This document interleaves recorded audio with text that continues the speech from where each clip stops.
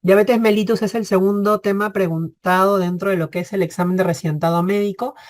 Antes eran mucho más frecuentes las preguntas de diabetes en relación a las de tiroides, pero en los últimos años ha habido ese cambio, ¿no? Tiroides la ha ganado por mucho a diabetes mellitus.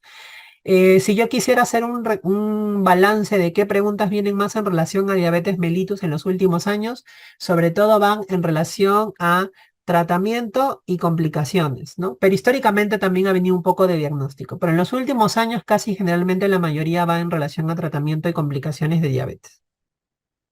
Ok. ¿Qué cosa es la diabetes mellitus? ¿A qué llamamos diabetes mellitus? La diabetes mellitus en realidad no va a ser una sola enfermedad, sino que va a ser un conjunto de entidades o síndromes que van a tener una característica en común. Y la característica en común va a ser la hiperglicemia crónica, ¿no? Eso es lo característico de la diabetes. Porque la diabetes va a tener muchas expresiones, pero lo que va a tener en común de todas ellas es que va a haber un incremento en los niveles de glucosa en sangre. Acuérdense que los niveles de glucosa en sangre se conoce como glicemia. Si hay un incremento sería hiperglicemia y de manera sostenida, o sea, de manera crónica. ¿Y por qué se podría producir este incremento de los niveles de glucosa en sangre?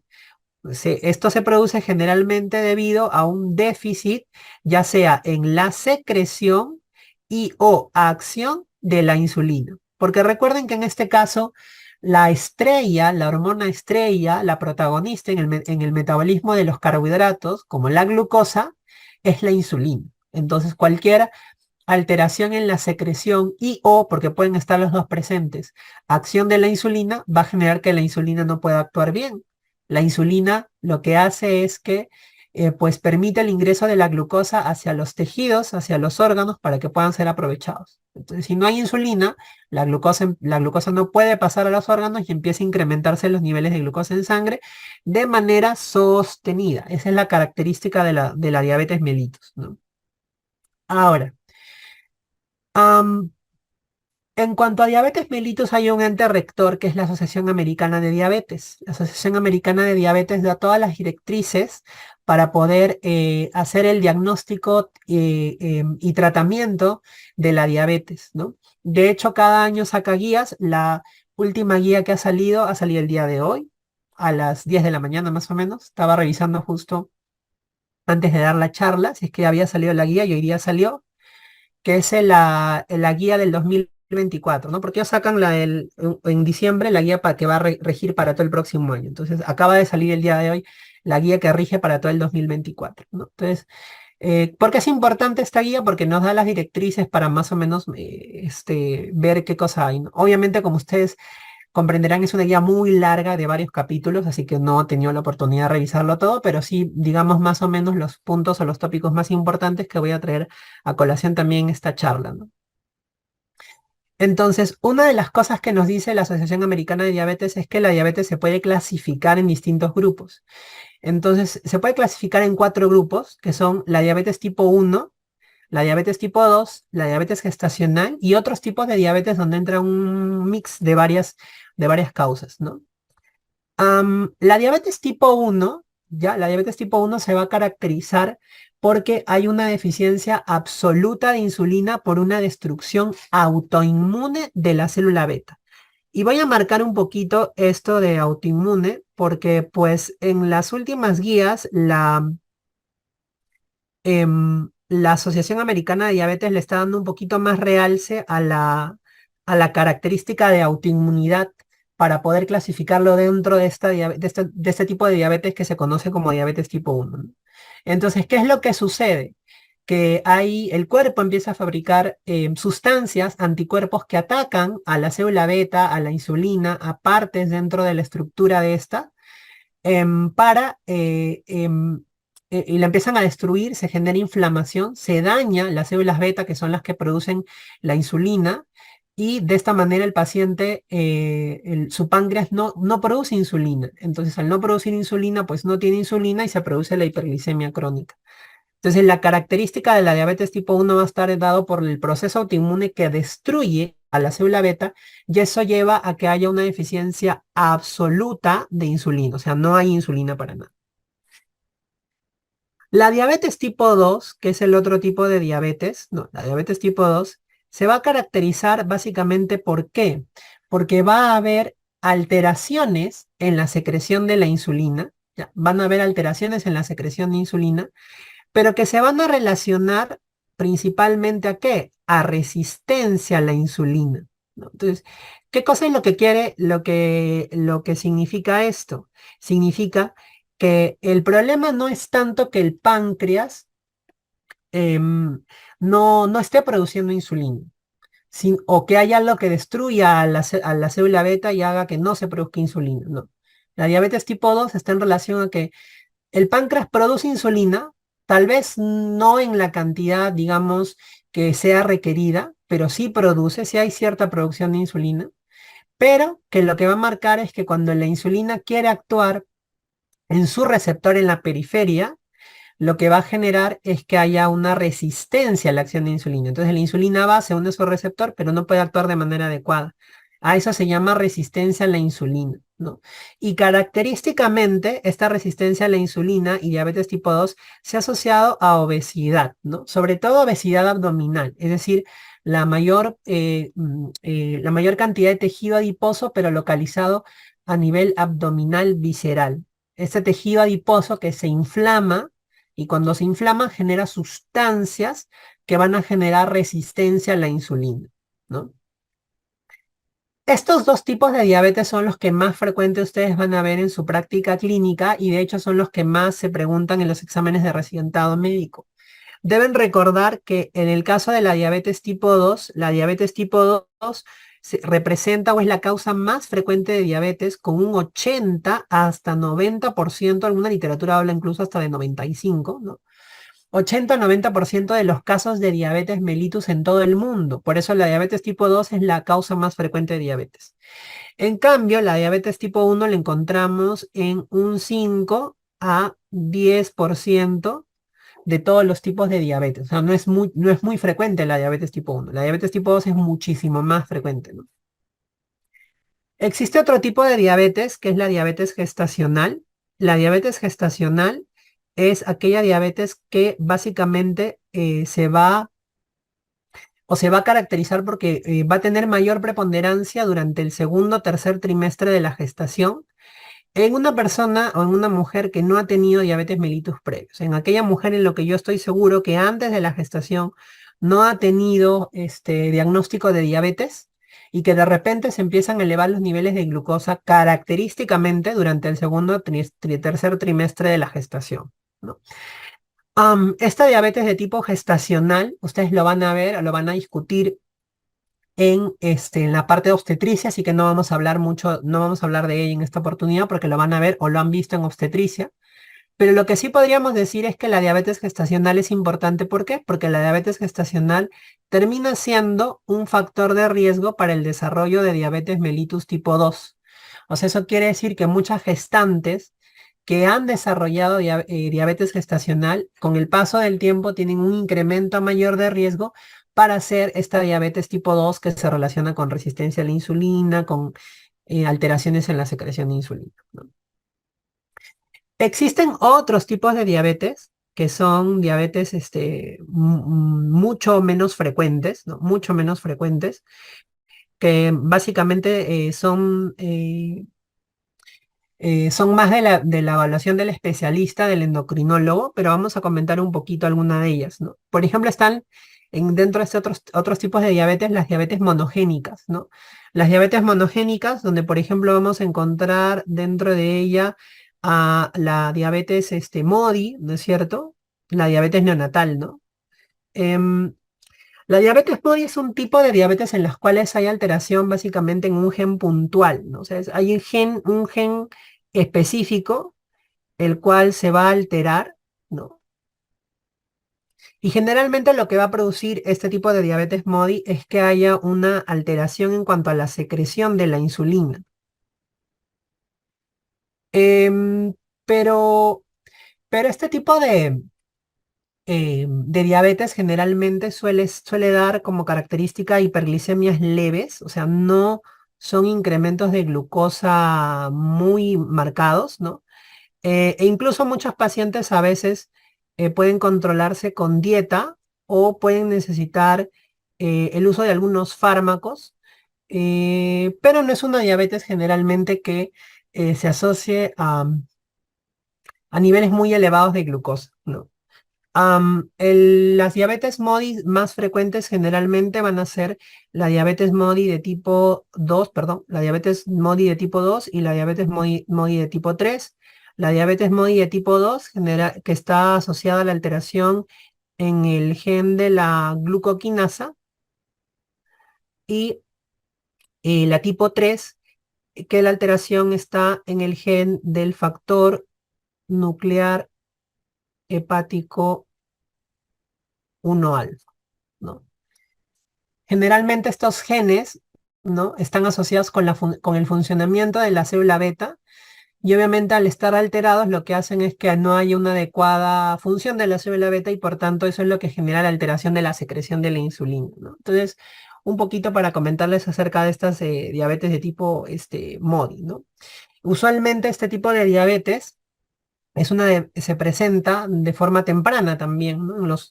En los pacientes, ¿no? En edades tempranas, ¿no? Pero como les digo, suelen ser hiperglicemias leves que requieren generalmente con control con dieta o con algunos fármacos, ¿no? Dentro de los otros tipos de diabetes también tenemos las enfermedades del páncreas exocrino, ¿no? Por ejemplo, alguna pancreatitis, ¿no? Las pancreatitis pueden terminar siendo una causa de diabetes, ¿no? Algunas endocrinopatías, eso quiere decir algunos problemas o trastornos hormonales que pueden generar diabetes, que eso también es importante que lo tengan en consideración. Lo voy a poner aquí arribita, ya. Dentro de las endocrinopatías, ya, que pueden generar o pueden ir con hiperglicemia, diabetes, vamos a encontrar acromegalia, ¿no? Vamos a encontrar al Cushing, vamos a encontrar al feocromocitoma. Vamos a encontrar también a unos tumores un poquito ya más raros, pero que pueden generar, por ejemplo, el glucagonoma o el somatostinoma.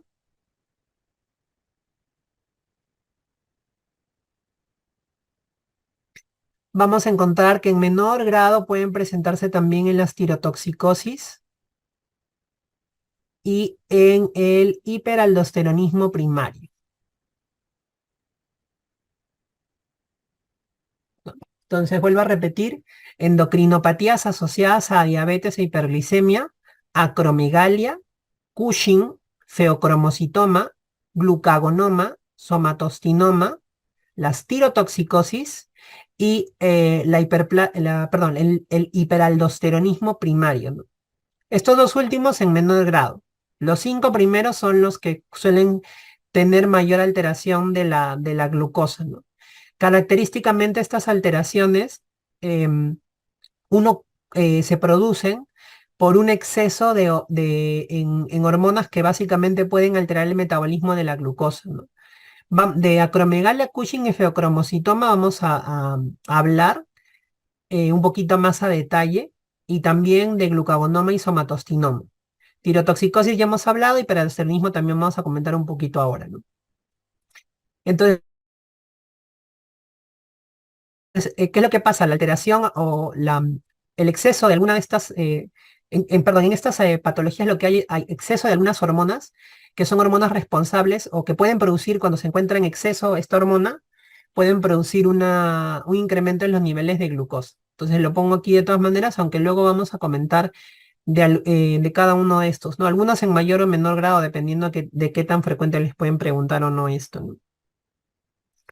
Y en cuanto a fármacos, este, mm, también es importante, ¿no? Vamos a encontrar que dentro de los fármacos que van a producir hiperglicemia van a estar los glucocorticoides a la cabeza. Vamos a tener también antipsicóticos, ¿no? Por eso es muy importante que en los pacientes que están en tratamiento psiquiátrico con antipsicóticos, pues se le haga un control de glucosa. Vamos a encontrar también, por ejemplo, aquí a los antivirales, algunos antivirales, sobre todo que se utilizan en el tratamiento del VIH. Por eso es importante que los pacientes con VIH lleven un control, ¿no? También, por ejemplo, se asocia al uso de tiazidas, ¿no? Y también anticonceptivos orales, así como algunos fármacos que tienen relación o son manejados para el control del sistema inmunológico y también en patologías autoinmunes como por ejemplo el tacrolimus o la em, ciclosporina. Pero realmente dentro de todos los fármacos más frecuentemente asociados van a estar los tres primeros que les dije, ¿no? Glucocorticoides, antipsicóticos y algunos antivirales usados en el tratamiento del VIH, ¿no? Característicamente esos tres, ¿no? Por ahí algunos de ustedes también debe haber escuchado en cuanto a la clasificación de la diabetes, a un tipo de diabetes que se conoce como la diabetes LADA, ¿no? La diabetes LADA, muchos consideran que es una diabetes, o le habían puesto el nombre de diabetes 1.5, porque estaba, pues, o las características clínicas que presentaba podían hacer confundir entre una diabetes tipo 1 y una diabetes tipo 2, ¿no? Entonces a eso le decían diabetes LADA, ¿no? Sin embargo, la diabetes LADA tiene también un componente de tipo, lo voy a poner por aquí, diabetes LADA, ¿no? Tiene un componente también de tipo autoinmune, ¿no? Entonces, realmente terminaría siendo como una subcategoría de la diabetes tipo 1 que tiene fisiopatología autoinmune, ¿no? Ya no se habla mucho de diabetes 1.5, ¿no? Se sigue utilizando, sí, todavía el término de diabetes LADA, ¿no? Pero como su base fisiopatológica es la autoinmune, entonces, pues eso es lo que más, lo que hace que termine siendo como una subcategoría de la diabetes tipo 1, ¿no? Como ya les había dicho, los dos tipos de diabetes más frecuentes van a ser la uno y la 2, ¿no? Entonces, básicamente lo que vamos a hacer ahora es hablar un poquito acerca de la fisiopatología de estos dos tipos de diabetes, ¿no? En el caso de la diabetes tipo 1, habíamos dicho que es una enfermedad de tipo autoinmune, hay una destrucción autoinmune. Entonces, ¿qué es lo que sucede en este tipo de diabetes? Como en toda enfermedad autoinmune va a haber una susceptibilidad genética, ¿no? Esto está en relación con ciertos antígenos leucocitarios humanos, ¿no? Los famosos HLA, ¿no? Que van a dar la, digamos, susceptibilidad para poder tener enfermedades autoinmunes, ¿no? Acuérdense que muchos de estos antígenos leucocitarios humanos se comparten, entonces no van a ser exclusivos de diabetes tipo 1, sino que también se van a ver en distintos tipos de enfermedades autoinmunes, ¿no?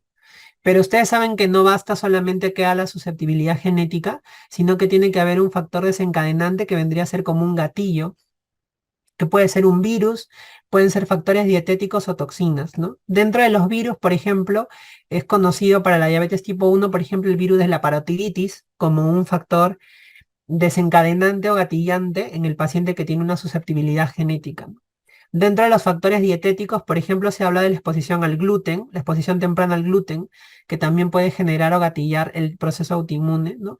Y algunas toxinas, ¿no? Algunas toxinas que se encuentran a nivel ambiental que pueden generar la expresión o el gatillo, la activación de este proceso de autoinmunidad, ¿no?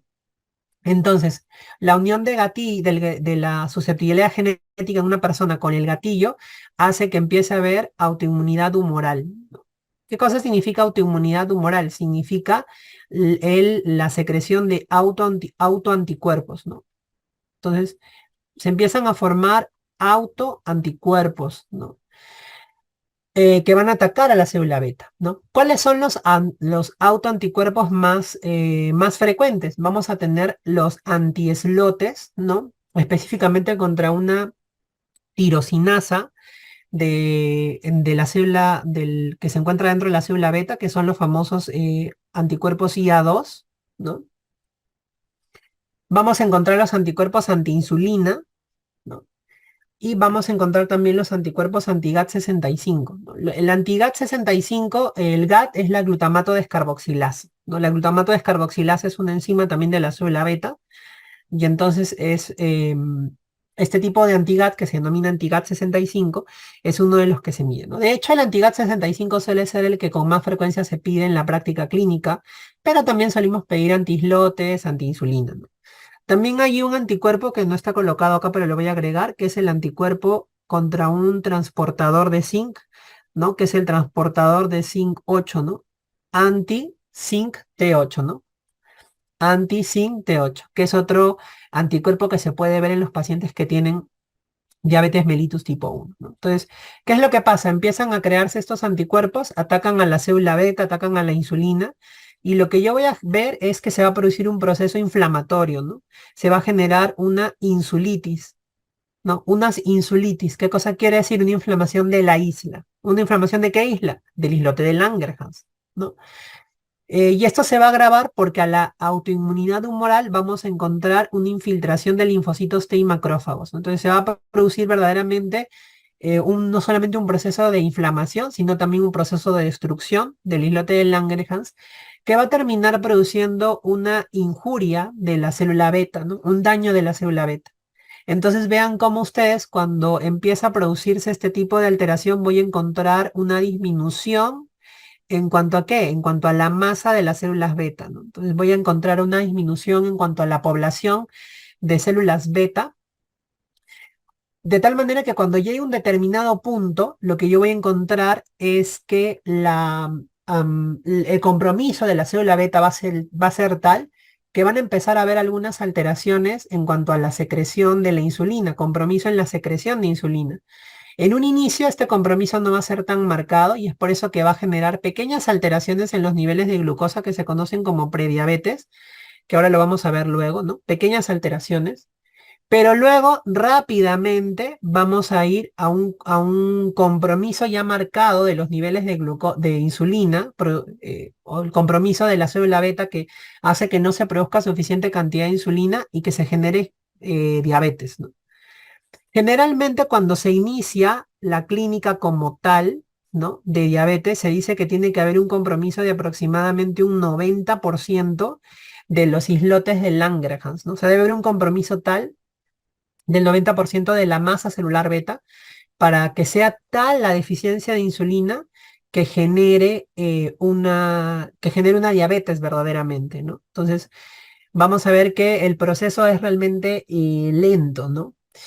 Em, como es una patología autoinmune, realmente no hay forma digamos, prevenir efectivamente que esta patología se produzca. Finalmente, si se produce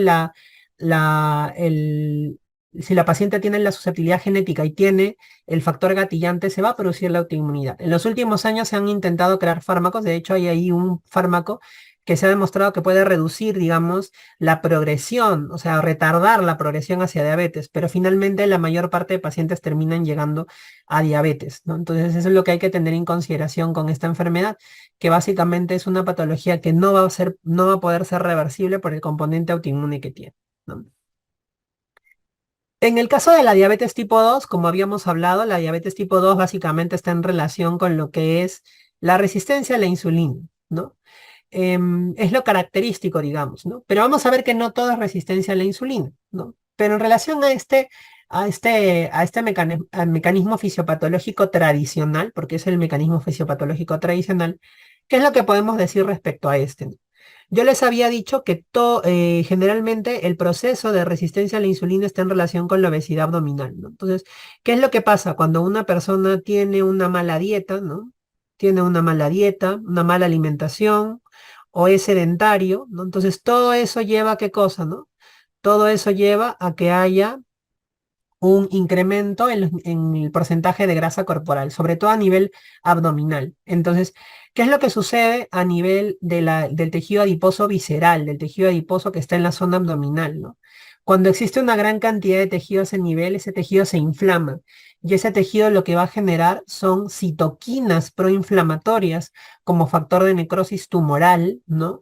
O va a generar hormonas em, que van a llevar finalmente a que la insulina que produzca el páncreas no pueda actuar bien cuando llega a sus receptores, ¿no? Por ejemplo, una de esas hormonas es la resistina, ¿no?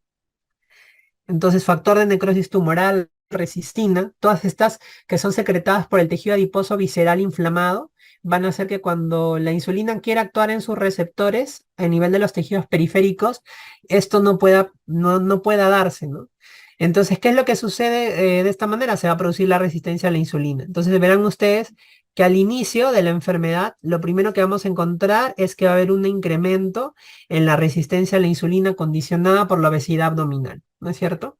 Ahora, como hay resistencia a la insulina, entonces lo que pasa es que el páncreas, que está funcionando bien, porque aquí no hay nada que destruya el páncreas, ¿no? Entonces el páncreas dice, bueno, como hay una resistencia a la acción de la insulina, entonces yo voy a fabricar más insulina para poder vencer esa resistencia que existe.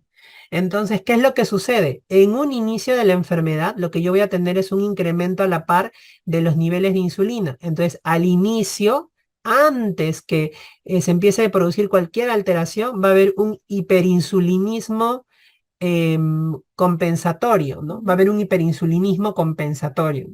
De tal manera que los niveles de glucosa se van a mantener normales en sangre, porque el páncreas va a fabricar mayor cantidad de insulina para vencer esa resistencia.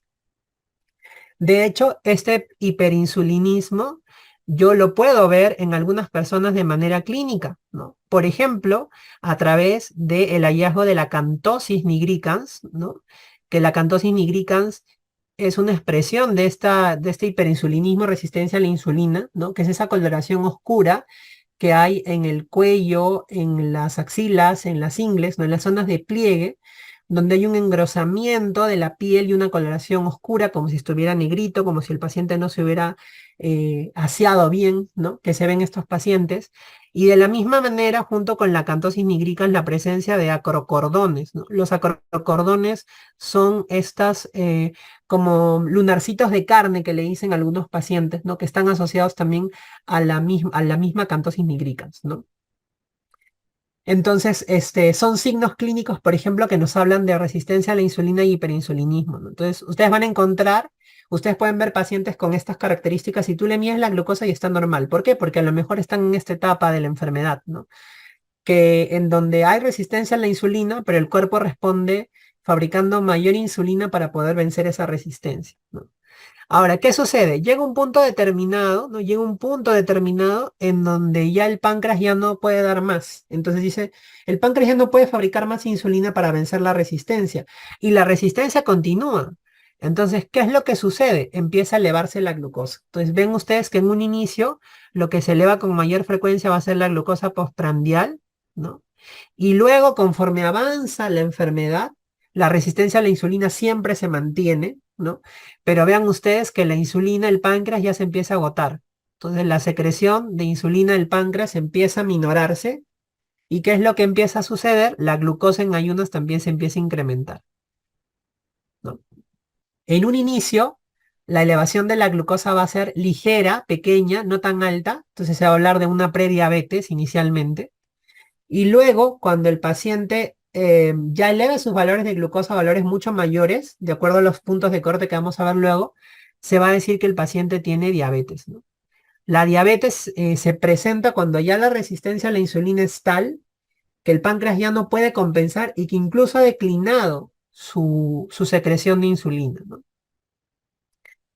Si yo no controlo a mi paciente con diabetes tipo 2 y dejo que siga avanzando la enfermedad de manera normal, ¿qué es lo que sucede? La insulina prácticamente en un momento el páncreas va a agotarse totalmente y va a producirse una verdadera deficiencia absoluta de insulina, ¿no?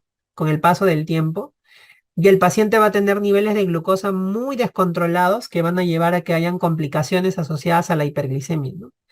Es por eso que en los pacientes con diabetes tipo 2, ¿no? Que lo que se quiere es tratar de actuar de manera temprana, ¿no? Diagnosticarlos de manera temprana e incluso actuar sobre los factores de riesgo para que de esa manera los pacientes puedan evitar llegar a una prediabetes o diabetes, ¿no? ¿Por qué? Porque finalmente, si no, lo que van a generar con el paso de los años es que finalmente también hay alguna alteración en la secreción de insulina y se comprometa realmente el metabolismo de los carbohidratos en estos pacientes, ¿no? Ahora, esto de aquí también explica por qué muchos pacientes que tienen más de 10 años de diabetes, ¿no? Que ya los diagnosticaron y tienen más de 10 años de diabetes, muchos de ellos terminen utilizando también insulina, ¿no? ¿Por qué? Porque en esos pacientes no se controlaron, no hicieron algún tipo de, no sé, tuvo un control realmente adecuado y finalmente terminan ellos en algún momento pasado, conforme avanza la diabetes, colocándose insulina ya de forma regular, diaria, para controlar los valores de glucosa. ¿Por qué? Porque el páncreas ya se agotó y ya no produce suficiente cantidad de insulina, ¿no? Entonces, esto es lo que tradicionalmente se había visto en cuanto a la fisiopatología de la diabetes tipo 2. Sin embargo, se sabe que hay otros factores que pueden estar en relación con ello, ¿no? Nosotros habíamos hablado un poquito acerca de la resistencia a la insulina al inicio, ¿no? Entonces, la resistencia a la insulina, ¿qué va a hacer? Como la insulina es necesaria para que los tejidos periféricos, sobre todo el músculo y el adiposo, capten a la glucosa, entonces en efecto vamos a tener que hay disminución de la captación de glucosa en el músculo y también disminución de la captación de glucosa en el tejido adiposo, ¿no? Eso está en relación con la resistencia a la insulina, ¿ya? Sin embargo, también en el tejido adiposo lo que vamos a tener es que hay un aumento en la liberación de ácidos grasos libres y eso también puede generar lipotoxicidad, sobre todo en la célula beta, ¿no? Ustedes van a ver, también lo habíamos dicho en el gráfico anterior, que conforme dándose el proceso fisiopatológico de la diabetes tipo 2, en un inicio la célula beta va a empezar a secretar más insulina, pero luego la célula beta se va a cansar. Entonces, ¿qué es lo que pasa? Va a haber menor secreción de insulina. Entonces, también es conocido en la fisiopatología que hay una disminución en la masa de células beta y de secreción de insulina, ¿no? Entonces, esto es lo que habíamos encontrado nosotros, o lo que habíamos explicado más o menos con el grafiquito anterior, ¿no? Pero esto es el enfoque tradicional. Pero se sabe ya desde hace algunos años que la diabetes tipo 2 va más allá de eso, ¿no? La diabetes tipo 2 también tiene otros factores fisiopatológicos asociados. Por ejemplo, vamos a encontrar que a nivel hepático va a haber un aumento de la gluconeogénesis, es decir, como las células, como los tejidos no pueden utilizar la glucosa, el hígado va a querer formar más glucosa, ¿no?